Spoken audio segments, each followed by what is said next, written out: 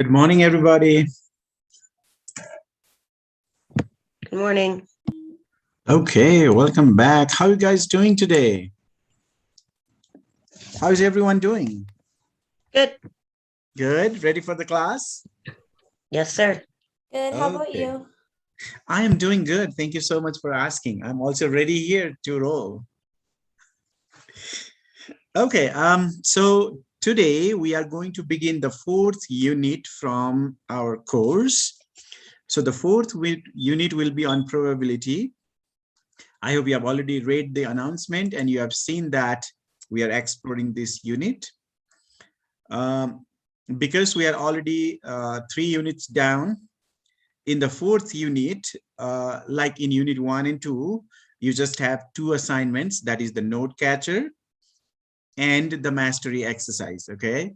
You just have 2 assignments in this one. Last week, you completed note catcher, mastery exercise, and quiz, but this time, we just have the note catcher and mastery exercise. Okay, let's begin. Probability is a huge section of this course. We are going to start probability here in module 4, and then we are going to continue this in module 5 and 6. In module 5, we'll be exploring a special type of probability distribution called discrete probability distribution. And in unit 6, we'll be working on continuous probability distribution or normal distribution. So today, we're going to start the basics of the probability theory for the intro to statistics. So let's begin with some basic term. The first term that we are going to explore here is an experiment. You'll see this word over and over again. So when I say an experiment, it is a planned operation carried out under controlled condition. So if I plan to flip a coin 2 times, then that is an experiment. Or if I want to roll a die, that's also an experiment. Or if I want to spin this spinner, a colored spinner, and want to find out where I land, that's also an experiment. So whenever we talk about experiment in probability, it's a planned operation carried out under the controlled condition. And if the result of the experiment is not predetermined, then the experiment is said to be a chance experiment, or sometimes it is also called the random experiment. The chance experiment is also called the random experiment.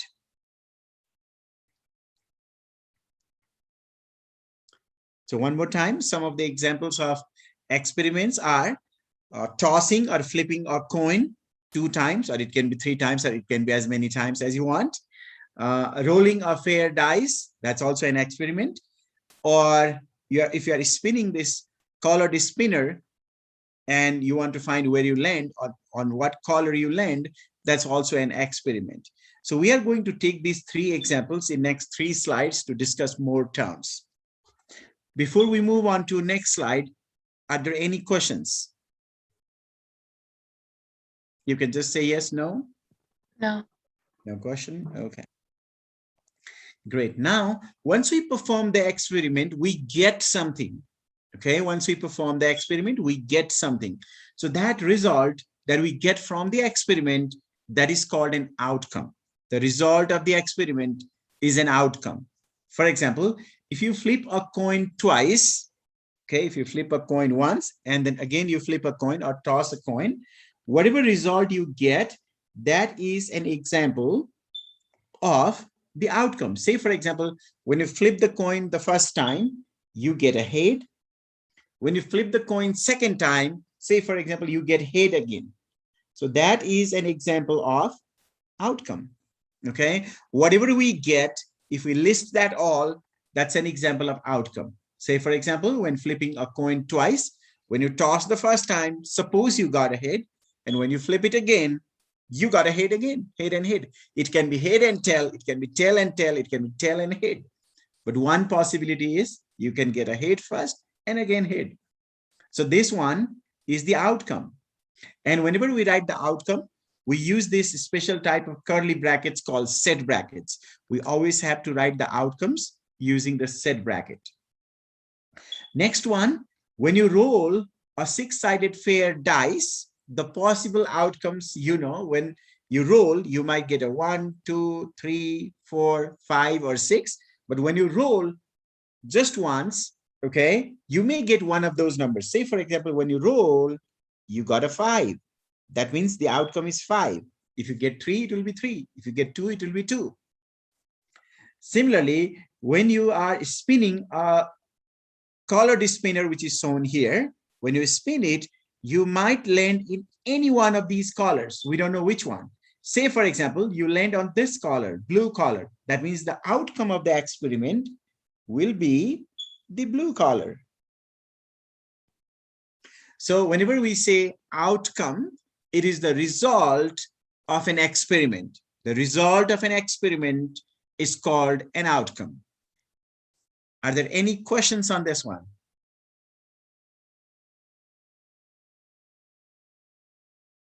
Yes, no? No. No question, thank you.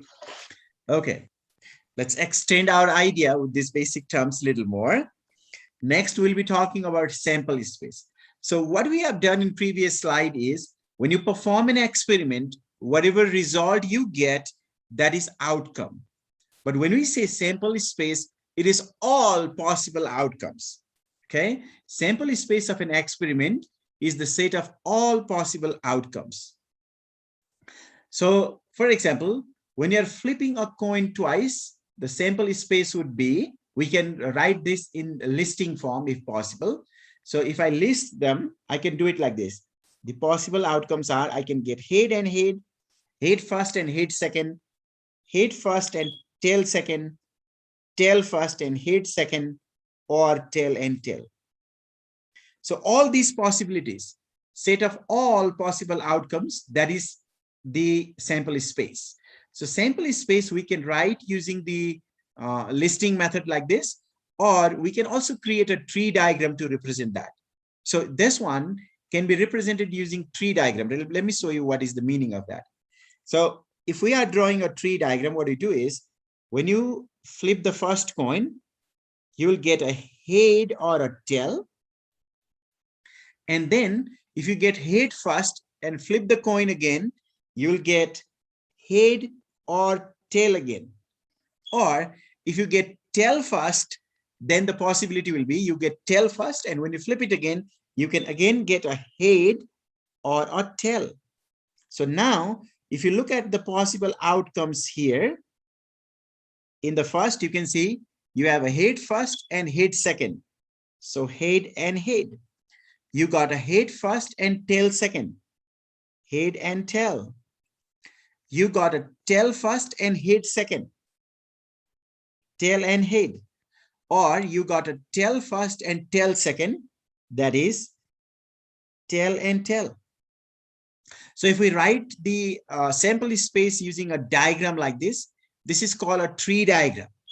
Okay. Or sometimes we can also use Venn diagram to represent the sample space. We'll work on that Venn diagram later on, but I'm going to show you one more way. Besides these three, okay, listing, tree diagram, or Venn diagram, there is one more way that is called the table. We can also show the sample space in table. Okay, we can also show the sample space in table. Let me show you how we can write the sample space in table for this first situation, flipping a fair coin twice. So if you flip the coin, you may get head or tail the first time. If you flip the coin again, you may get head or tail the second time. So what are the possibilities? So if I want to write all possibilities, see, here we have a head, here we have a head. Meaning of that is you'll get head on the first and head on the second. Head and head. Head on the first and tail on the second. Tail. Then tail on the first and head on the second. Tail on the first and head on the second. And finally, tail on the first and tail on the second. Tail and tail.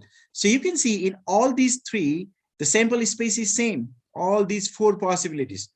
All four possibilities here. all four possibilities here, but we are just representing the sample space using different method. The first one is the listing method. The second one is called the tree diagram. And the third one is a tabular method. So we can use any form to represent the sample space. Okay, whichever is easy, we'll use that. So we are going to see how we can write the sample space for other two. But before we move on to other two, are there any questions on this first part? No. Okay, great. So let's see. The second one is rolling a six-sided fair dice. So when you roll a dice, what are the possibilities? The possibilities are you may get 1 or 2 or 3 or 4 or 5 or 6. So that means your sample space will be, you can write it as 1, 2, 3, 4, 5, 6. We are writing all possible outcomes. So the set of all possible outcome within this set bracket, that's the sample space. Similarly, if you spin this one, let's see what are the possibilities. So you may land here in section 1, which is in blue. So you may get a blue. If you land here in section 2, that's a red. If you land here in section 3, that's yellow. If you land here in 4, that's green. If you land here in 5, that's purple. And if you land here in 6, that is orange. So that means there are 6 possibilities: blue, red, yellow, green, purple, and orange. When you spin, that's where you land, in one of those 6 areas or 6 colors. So that means the set of all possible outcomes are these 6. That is the sample space. So this is how we can write the sample space.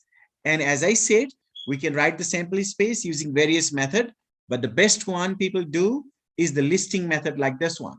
Okay, if the situation is complicated, maybe in that case, people try to use the tree diagram or the table method, or sometimes the Venn diagram.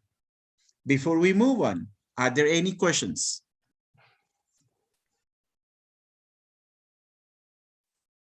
Yes, no? No. Okay, awesome.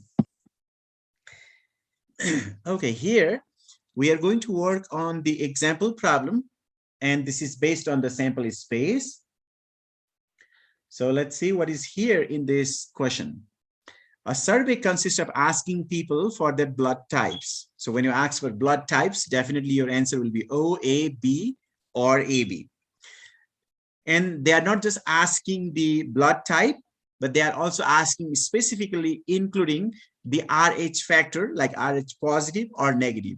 If they have RH positive, then the blood group will be O positive, or A positive, B positive, and AB positive. And if the RH factor is negative, then it will be O negative, A negative, B negative, and AB negative. So here the question is, determine the number of outcomes and identify the sample space. So what I'm going to do is, for this example, I'm going to create the sample space using tree diagram. Okay, so let's do it. So first, there are 4 different types of blood groups. So that's where we are going to begin. So 4 different types of blood group. So I'm just going to create the tree like this. And those 4 types are O, A, B, and then AB.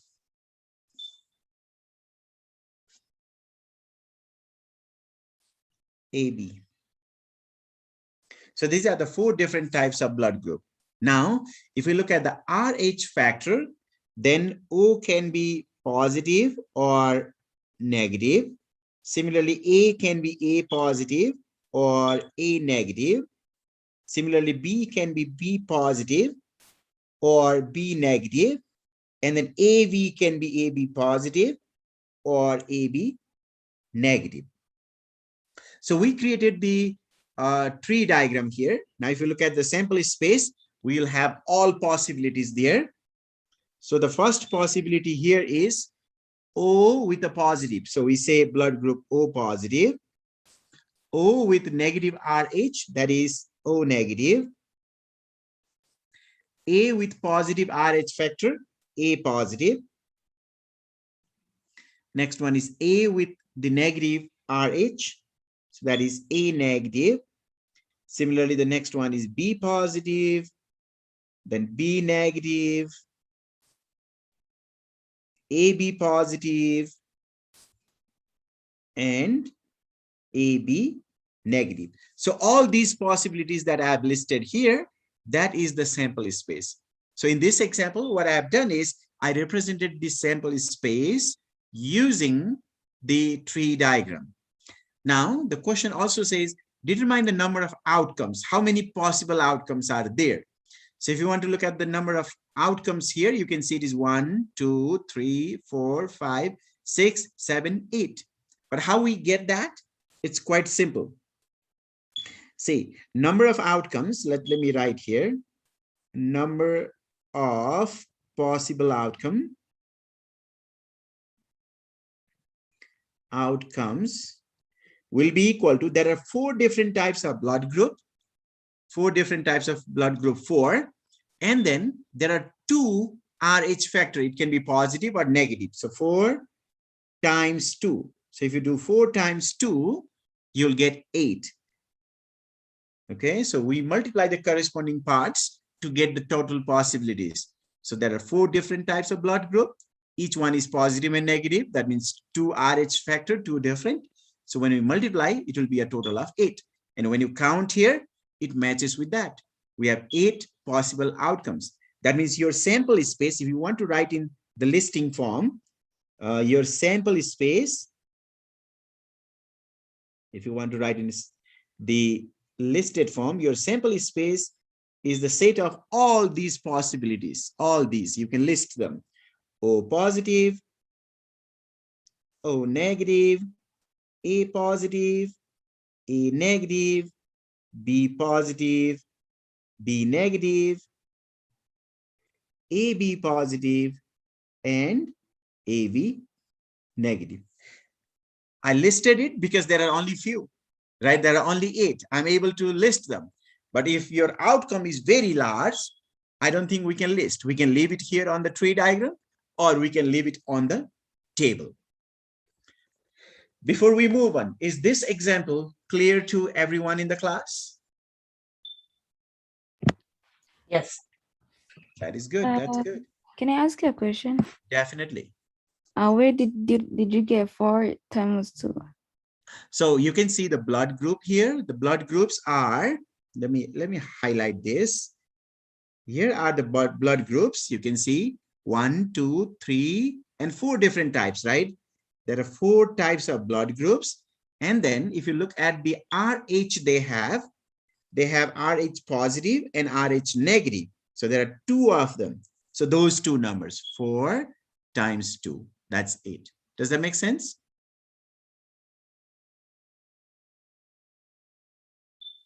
Yeah, it makes sense. Thank you. Oh, okay. Thank you. Are there any other questions?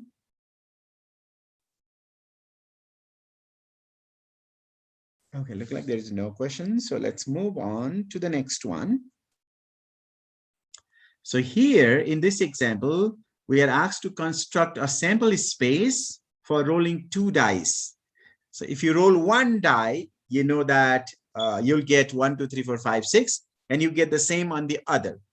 So if you want to write the sample space, 6 on the first and 6 on the second, 6 times 6 will be 36 possibilities. So a lot of numbers there in the sample space. So what I'm going to do is I'm going to create a table to represent the sample space here. So let's try that. Let's create a table for that. So on the first, the possibilities are 1, 2, 3, 4, 5, and 6. Those are the possibilities on the first one. You'll get one of those numbers. And same thing on the second. You'll get 1, 2, 3, 4, 5, or 6. So let me write on the other side. 1, 2, 3, 4, 5, and 6. So now we can list the possibilities. We can write the sample space by listing all possibilities. So what I mean by that, see, the first possibility is, hold on. I think I am not supposed to write that 1 there because it will not help me to write properly. Just give me 1 second here. Just a second. Here should be 1. 1, 2, 3, 4, 5, and then 6. This will help me to write easily. Okay, when I list the possibilities here, see, the first possibility is you'll have 1 on the first die and the second on the second, 1 on the second, 1 on the first and 1 on the second. That is written as 1, 1. That's how we write. Okay, 1 on the first, 2 on the second. That is 1, 2. 1 on the first, 3 on the second, 1, 3. 1 on the first and 4 on the second, 1, 4. 1 on the first and 5 on the second, 1, 5. 1 on the first and 6 on the second, 1, 6. Similarly, 2 on the first and 1 on the second, 2, 1. 2 on the first and 2 on the second, that will be 2, 2. Are you following so far?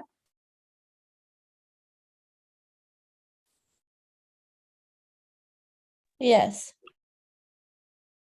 Okay, that's good. So if you're following so far, I'm just going to complete the list and you can also copy that, okay?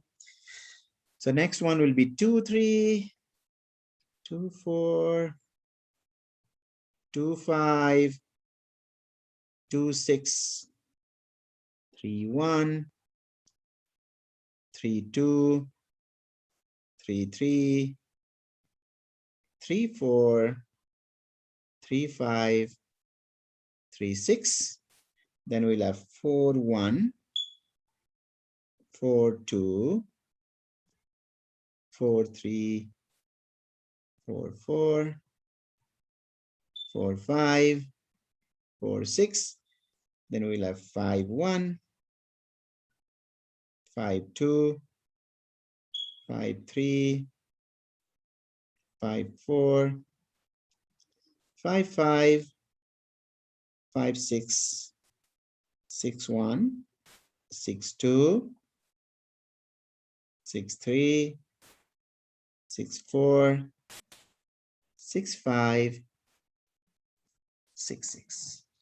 So everything in red is your sample space. So these are the possible outcomes.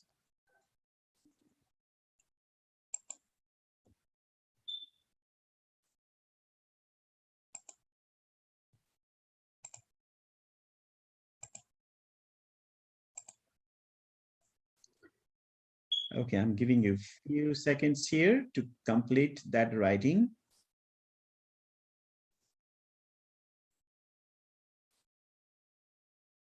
So here we have the sample space using the table. Because it is not possible to draw a tree with those 36 branches. It will be quite difficult to fit everything in here.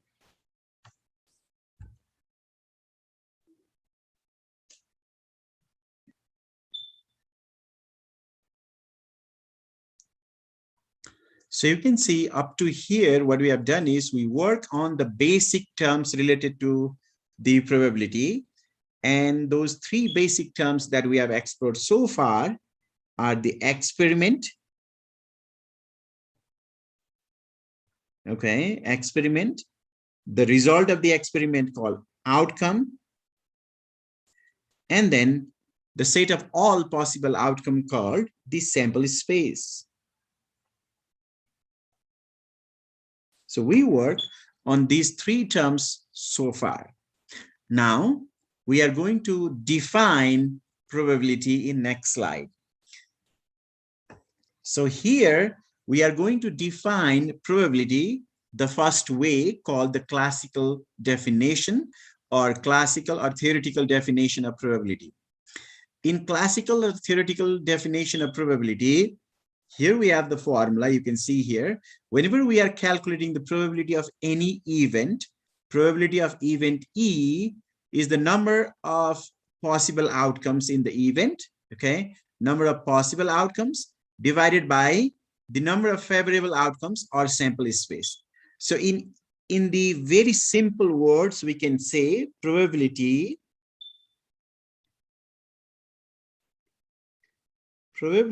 is equal to number of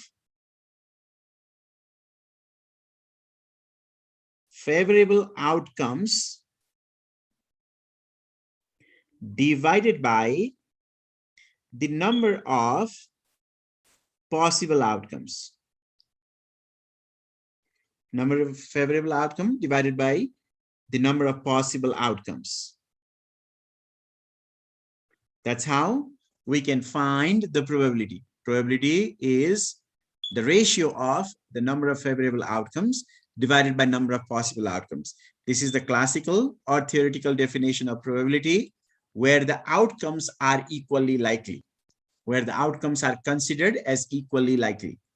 And when we find the probability using this formula, your answer or your result will be a number between 0 and 1.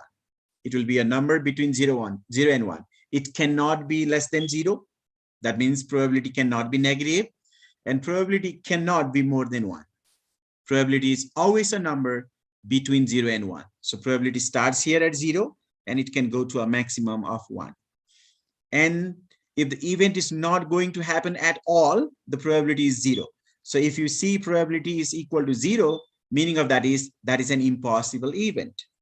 But similarly, if the probability is 1, then it's certainly going to happen. It's 100% going to happen. Okay. If the event always happens, the probability is 1. And if probability is 0.5, meaning of that is it is equally likely to happen or not happen. So even chances of happening or not happening. And if the probability is closer towards 0, if the probability is pretty close towards 0, we say the probability is unlikely. And if the probability is more towards 1, then we say that it is likely. So that is the basic idea or basic definition of a probability here. So, and that definition is called the classical or the theoretical definition of probability. For that, always remember, probability is the ratio. That is when you divide one quantity by the other, that's called the ratio.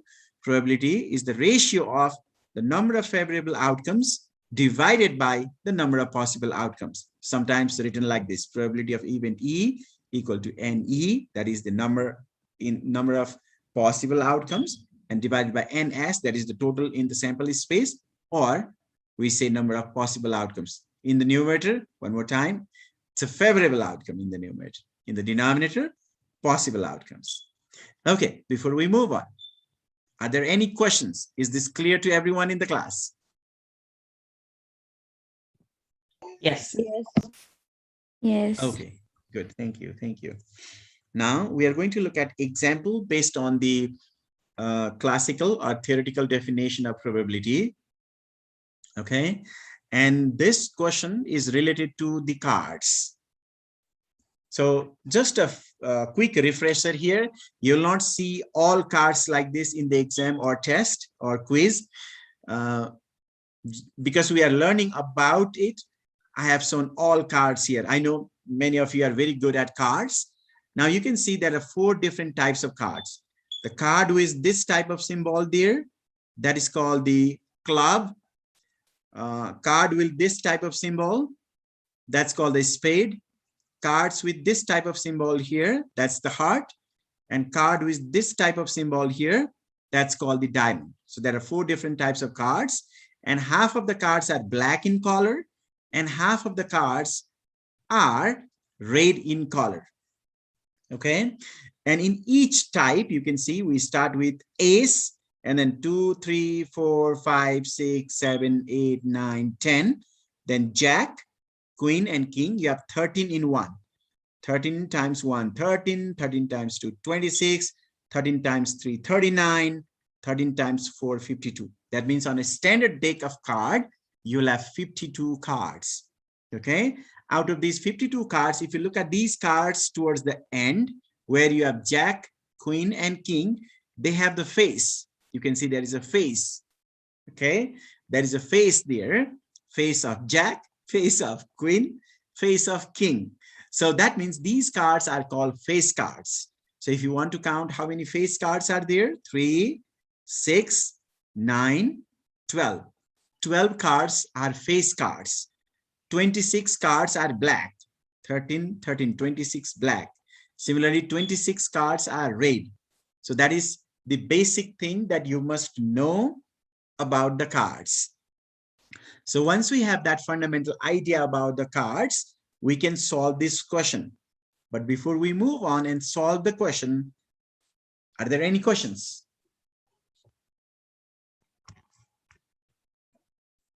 No question? No questions. Okay, okay.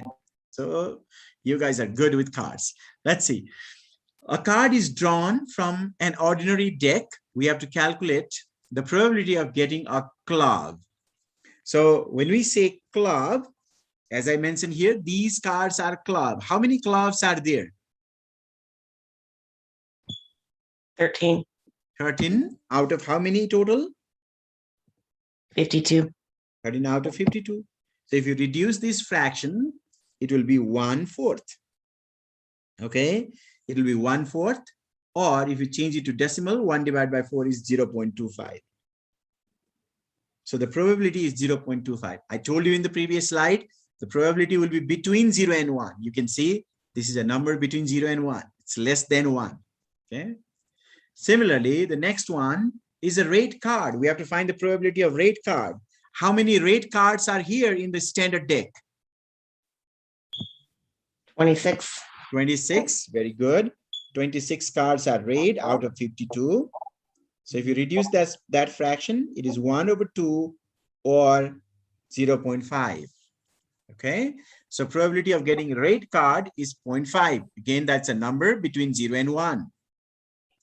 Next one, the 7 of a heart. How many 7 of a heart are there in the deck? There's only one, right?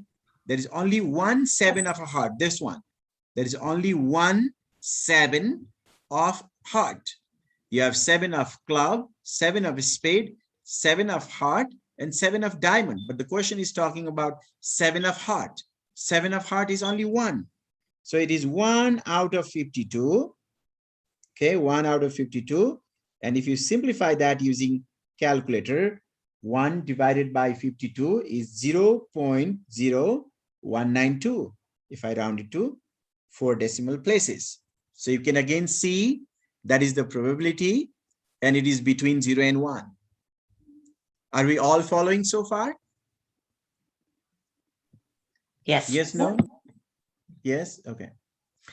Let's go to the next one. A king. What is the probability of getting a king? You can see how many kings are here. Here is a king, here is a king, here is a king, here is a king. That means on a standard deck of 52 cards, there are 4 kings. So the probability will be 4 divided by 52. 4 divided by 52 is same as 1/13. If you divide both numerator and denominator by 4, 4 times 1 is 4, 4 times 13 is 52. That's the reduced fraction. And when you simplify that using calculator, it will be 0.0769. Make sure you check it. 0.0769, 1 divided by 13. So that is the probability of getting a king. One more time. This probability or this number is between 0 and 1, as I mentioned before. The reason I'm addressing this over and over again is to make you aware of that. When you get the answer on probability, it should be a number between 0 and 1. Okay. And finally, face card. Now tell me, beautiful people, how many face cards are here in the standard deck of 52 cards? 12. 12, right? We have 3 here, then 6, then 9, and 12. So there are 12 out of 52. 12 out of 52. Similarly, if we reduce this by dividing both numerator and denominator by 4, 4 times 3 is 12. 4 times 12, 4 times 13 is 52. So that becomes 3 over 13. And if you simplify using calculator, it should be 0.2308. So that is the probability. So probability of getting a face card is 0.2308. And that's also the number between 0 and 1. So this is how we can use the classical definition of probability. That is, probability is equal to number of favorable outcomes divided by number of possible outcomes and find the value of probability. And once you get the value of probability, one more time, the values are between 0 and 1 all the time. Okay, are there any questions on this problem? Beautiful people. Yes, no. Like, I'm kind of confused about like where you get like the second number. Like the first one, a club equal to 13 over 52. And then how I get this one? Yeah. Okay, so this is a fraction. 13 over 52 is a fraction, but it's not a reduced fraction. When you're writing the fraction, you have to reduce it. So if you divide both numerator and denominator by 13, 13 times 1 is 13. 13 times 4 is 52. So we are reducing the fraction. Similarly here, we are dividing both numerator and denominator by 26. 26 times 1 is 26. 26 times 2 is 52. Here also reduction is possible. If I divide both numerator and denominator by 4, 4 times 1 is 4. 4 times 13 is 52. And on the last one here, same thing. If I divide both numerator and denominator by 4, that's possible. 4 times 3 is 12. 4 times 13 is 52. So what we are doing is the second set of numbers that I'm getting is by reducing the fraction. Make sense? I'm still confused. I'm sorry. I think you have learned something like that in your, I should say, in your schools.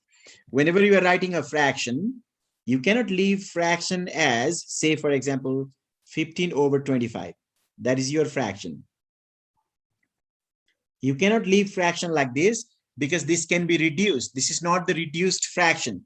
So what we do is we divide both numerator and denominator by the highest number possible. So here 15 can be divided by 5. 5 times 3 is 15. 5 times 5 is 25. That means 15 over 25 can be written as 3 over 5.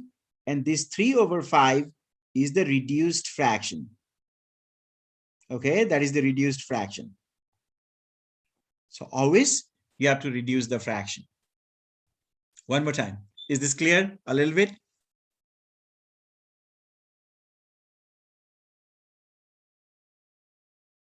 Yes.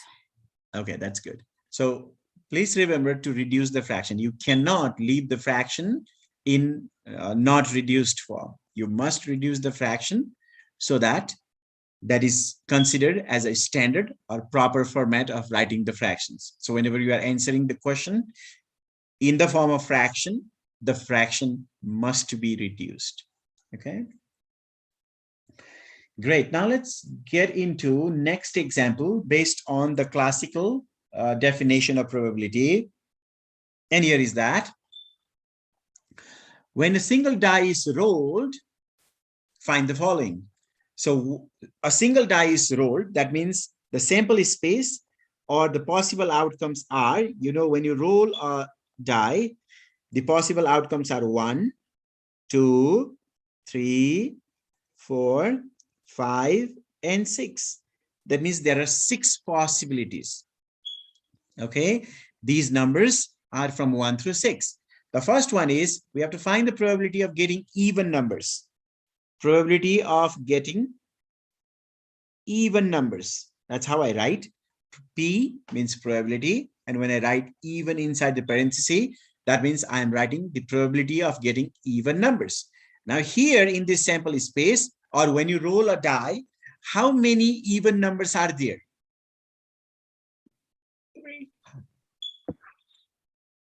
Yes. How many? 3. 3. That's right. 2, 4, and 6. 3. So 3 even numbers out of 6. 3 over 6. Now this can be reduced again. 3 over 6 is same as if you divide by 3. 3 times 1 is 3. 3 times 2 is 6. If you divide this by 3, you get 1. If you divide this by 3, you get 2. 1 over 2. Or 0.5. So probability of getting even numbers is 0.5. Okay. Now, next one, part B, is probability of getting odd numbers. Odd numbers. How many odd numbers are here? Or how many odd numbers are possible when you roll a die? 3. 3 again, that's right. 1, 3, and 5. So 3 out of 6. 3 times 1 is 3. 3 times 2 is 6. And then that is 0.5. So again, probability of getting the odd numbers is 0.5. So you can see probability of getting even and probability of getting odd is 0.5, 0.5. That means they are equally likely. There is equal chance of getting even and odd. Because if you remember here, we said if the probability is 0.5, we say even chance, equal chance of even and odd numbers. That is the meaning of that. Are we following so far? Yes. Okay, great. Now, the next one is, what is the probability of getting an 8? Okay, this is interesting. Probability of getting, let me write like this, getting 8. You are rolling a 6-sided die and you are looking for 8. How many 8 are here in this possible set? Are there any 8s there? No. No. Do we get 8 or we don't get 8? We don't get 8. We don't get 8. That means we get 0, 8. 0, 8 out of all 6 possibilities. That is equal to 0. That means we are getting probability 0. That means it is impossible to get 8. Okay, it is impossible to get 8. So probability is 0. Meaning of that is this is impossible event. So you can clearly see here, we said if the probability is 0, it is impossible event. Similarly, the last one, probability of getting a number less than 7. Probability of getting a number less than 7. How many numbers are less than 7 here? How many numbers are less than 7? 6. All of them, right? 6 of them out of 6. 6 out of 6 is 1. That means when you roll a die, you'll always get a number less than 7.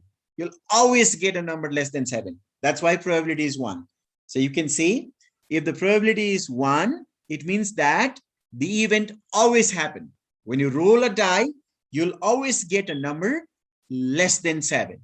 Okay. So here finding the probability 0, probability 1, probability 0.5. This is based on that scale that we have seen in the beginning. 0.5 probability, even chance or equal chance of happening and not happening even. So there is equal chance of getting even and odd numbers. Similarly, probability of getting 8 from a 6-sided die, that's impossible. So 0. And probability of getting number less than 7, it's always true. So probability is 1. So is this clear to everybody in the class? Yes. Okay, great. Now, continuing with the idea of the probability, here we are going to talk about the complementary event or complementary probability. So one key thing to know here, let me write here, if PE is the probability, is the probability of happening any event. If PE is the probability of happening any event, then PE dash called complement. So we write complement as E dash or E bar or E with C on the top. Okay, that's how we write. We write E bar or E dash or EC. That's the complement. Then PE dash is the probability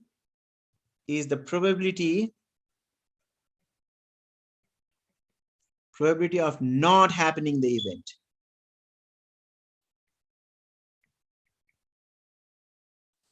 PE is the probability of happening the event. Then PE dash is the probability of not happening the event.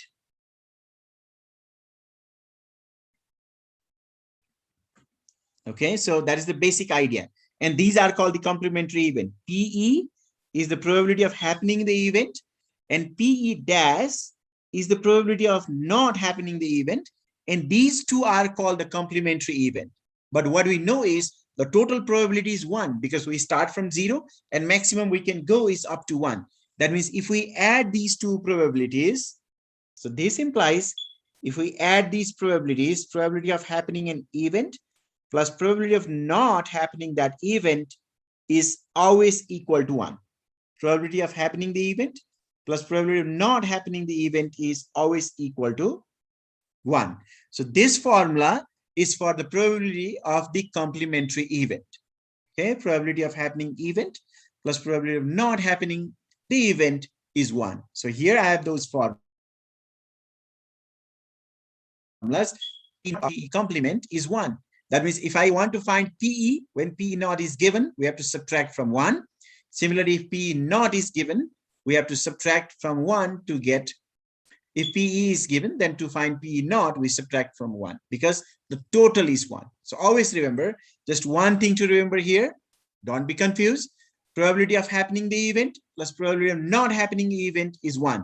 Or the probability of the event and its complement, E is the event, E dash is the complement. So probability of the event plus probability of the complementary event is always 1. So that is the main formula that you need to remember here. Okay, and if 1 is given, to find the other, we subtract from 1 because the total probability is 1. So when we just talk about it like this, it may or may not make a lot of sense. So what we're going to do is we are going to take an example and it will be a little more clear. But anyways, before I get into the example, do you have any question to ask? Yes, no?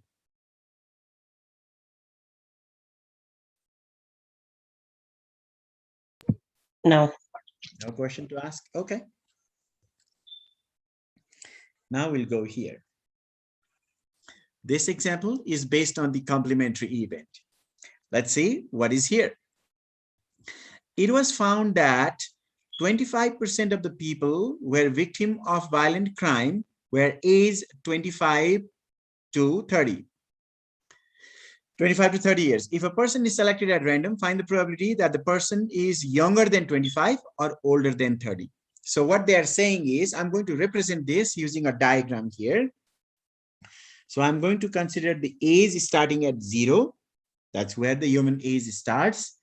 And then, I don't know, up to where we can survive. But what is true here is we are talking about the age group from 25 through 30. Let me draw this little straight. Okay, there we go. So here they are talking about the age group 25 through 30 years. And they have given that 25% of the people in this age group,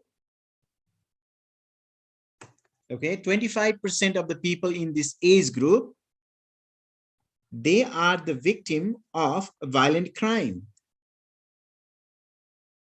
25%. If the X is between 25 and 30, that is 25.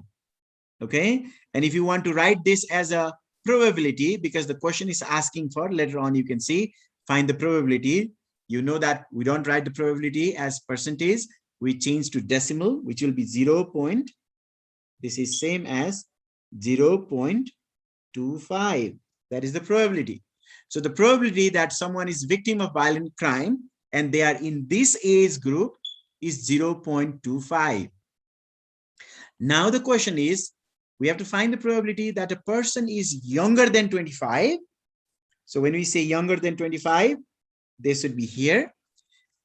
Or older than 30, they will be on the other side. So what I am looking for is, if I want to write this mathematically, I'm looking for the probability that the age of someone, here you can see the age is along the x-axis, so I can write age as x is less than 25, less than 25, younger than 25 means less than 25, or older than 30. Older than 30 means here, more than 30. Greater than 30. We have to find this. This is equal to how much? What we know is the total probabilities will be 1. From here all the way to here, the total probability is 1. But this part has the probability of 0.25. So if I want to find the remaining, what is the probability for this highlighted areas? Then it is a total probability minus this one. So it is 1 minus 0.25. Because the total probability is 1, and if I know the probability in the middle, then if I want to find the probability of the remaining part or the complementary part, I have to subtract from 1. So that is 1 minus 0.25, which is 0.75. That means the probability that the people of this age group, someone who is less than 25 or more than 30, okay, is the victim of violent crime is 0.75. That will be the probability, which is, if you want to tell your answer as percentage, although we don't do it, it's 75%. Okay, is this example clear?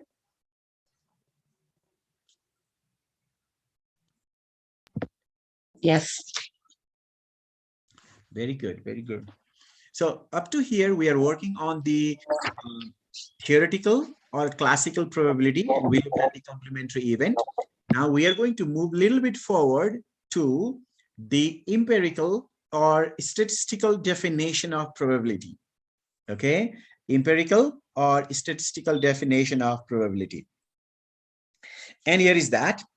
As I told you before, when you are looking at the theoretical definition or the classical definition of probability, we say that the classical definition of probability is based on the equal chance of happening the event, okay, or the outcomes are equally likely. That's what we say.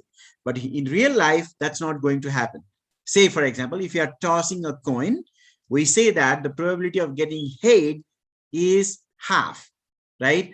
You have equal chance of getting head and tail. So probability of getting head is 1/2. Probability of getting tail is 1/2. But in real life, that's not going to happen.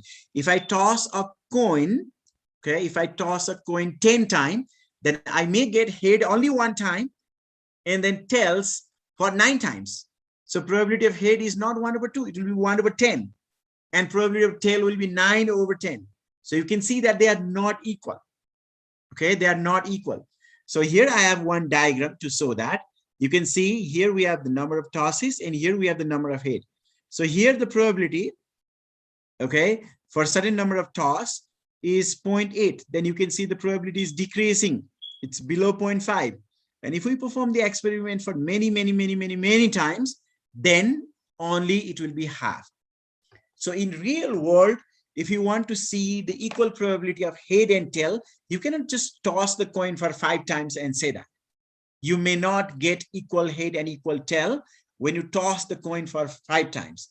But if you repeat the experiment significantly longer time, maybe 1,000 times, okay, if you are flipping the coin 1,000 times, then the probability of getting head and tail will be approximately equal to 0.5 from both cases. That means when the number of trials are infinite, if you are repeating the experiment over and over again, then the classical probability and the probability that we'll be talking here called the empirical probability, they will be equal. And we say, or we call that the law of large number. Why large number? We are repeating the experiment for larger number of times, many times. So how we find the probability here? Let me write here. Probability will be equal to, probability is equal to, okay, number of times the outcome occurs,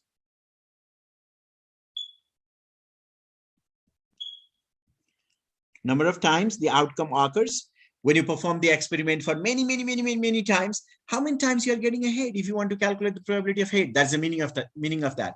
Number of times the probability, number of times the outcome occurs divided by total number of time, or you can say total number of time the experiment is done. The experiment is done. Okay, total number of time the experiment is done. So that is a simple way of saying probability, okay, is equal to number of time the outcome occurs divided by total number of time the experiment is done. Or mathematically we can say it is frequency divided by n. Frequency means number of times something repeats, how many times the head occurs, and n means how many times the experiment is done. So it is the frequency of the class divided by total number of frequencies in the distribution. So that is more mathematical way of saying. This one is the simple way of understanding the empirical or statistical probability. Probability is equal to number of times the outcome occurs divided by total number of times the experiment is done. Okay, based on this, let's see how we can use this concept to solve some examples. Here is the example. Let's find out what is going on in this example. A company is conducting a phone survey of randomly selected individuals to determine the age of social networking site users. So here they are doing survey to find out how many people of what age group use the social networking sites. And they did a random survey of 1,000 social networking site users. And here is the result. In this age group, 15 to 25, in that age group, 175 people say that they use the social networking site. 26 to 45, they found that 410 uses the social networking sites. 46 to 65, 320 people use social networking site. And above 65, only 95 people use the social networking site. Okay, so this is the information given. Now, the question here is, what is the probability that when you choose randomly, what is the probability that someone is in this age group? So we have to find in the first part, what is the probability that someone's age is between 26 and 45? Okay, probability that someone is between X is the age between 26 and 45. 26 and 45, if I want to write in mathematical or inequality form, that's how we write. So look at the table and tell me how many people in this age group use the social networking site? 410. 410. So you'll see when you ask in this group, you'll see 410 repetitions out of how many people in all?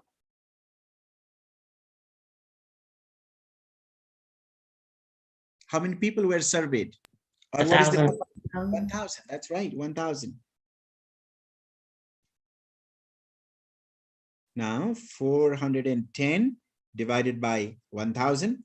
If you divide both numerator and denominator by 10, you will get this 41 over 100. That is the reduced fraction. Or in the decimal, it is 0.41. Or you can directly go to the decimal. 410 divided by 1,000 is 0.41.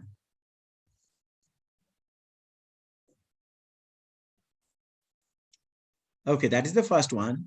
Now the next one is we have to find the probability that someone is below 65 years.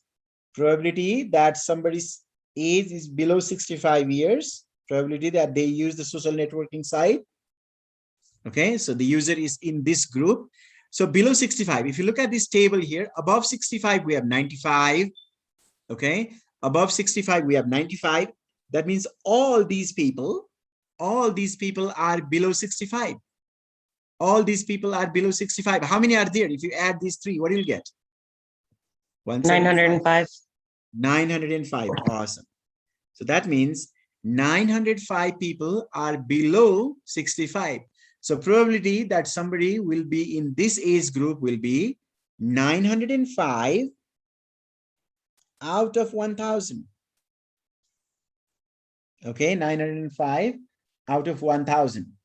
So if you divide this using calculator, you should get 0.905. So the probability that somebody is in this age group is 0.905. Okay, so that is about the the empirical or statistical definition of probability. So what we have done today is we look at the basic terms related to related to probability. If you remember, we work on experiment, right? We work on, after experiment, we work on outcome, and then we work on sample space. After that, we define the probability using the classical definition, where we say it is the number of favorable outcome divided by the possible outcome. And then we talk about the complementary probability, a basic term there. And we look at the second definition here, which is the statistical probability, where we say how many times something occurs divided by the total number of times the experiment is repeated. And we saw that if we perform the experiment over and over again, okay, for many times, a large number of times, then the empirical and classical probability will give the same result, and that is called the law of large number. So that's all we are going to cover in the lecture today.